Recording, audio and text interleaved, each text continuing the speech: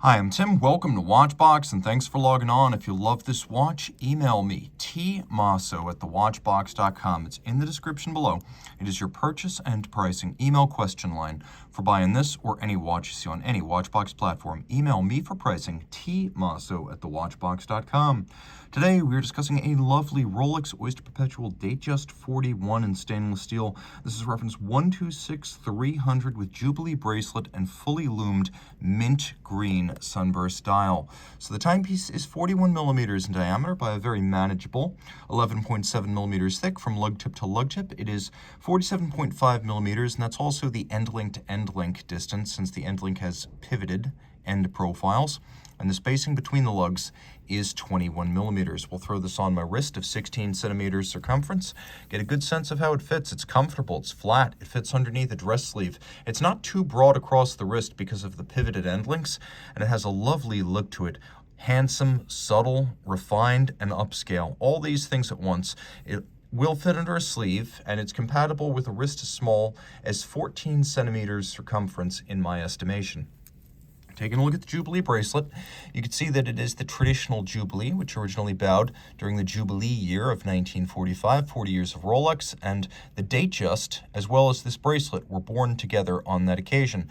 It's still a 5-link design with satin-finished shoulders and polished intermediates, and you can see the outer faces are polished, but where this one differs from antiquity is that the center links are solid blocks of steel. This is all quite redoubtable. Removable links on both sides are fixed in place using screws.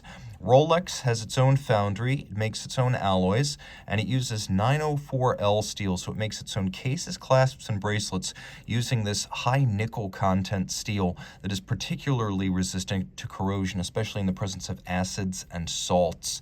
Jumping down to the clasp, you can see it is a clasp with a thick gauge, polished single swing arm, and then there's a beak and a hook internally, and this is a snap-shut lift lock system that actually locks in place. You have to lift to unlock it, so it has a very secure component when you do want to close it and use this as a sports watch. Taking a quick look inside the clasp, you can see we have a 5mm in or out snap style tool-free adjustment. Rolex calls that Easy Link. 5 millimeters in, 5 millimeters out, and then there are 3 divots drilled inside the clasp, so you can change the anchoring point of the bracelet using a strap tool. Rolling around to the case, it is an oyster-style case with nicely tapered lugs, polished lug hoods, polished case flank, polished conical bezel. We have a twin lock crown in steel, because it has that little slash. That means a twin lock in steel. It is a screw down, and combine the case and the crown, you get 100-meter water resistance. Let's take a quick look at the dial side. This watch is one of the luminescent Datejusts. Not every Datejust is luminescent, but this one is. And you can see it has Rolex's proprietary Chromolite blue lume. And the dial base, Rolex calls it mint green, an innovation of the last 2 model years.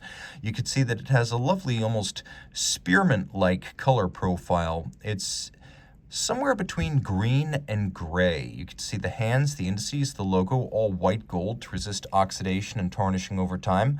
We have a Cyclops eye magnifier for the date, and it actually works well on these larger Datejusts because it doesn't crowd the dial the way it does on 36 millimeters or smaller.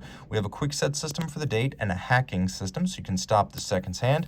And inside we have Rolex manufactured caliber 3235 bidirectional automatic winding. It now features a rotor on a ball bearing, 70-hour power reserve, quick set hacking, 31 joules, 4 hertz beat rate, or 8 beats per second.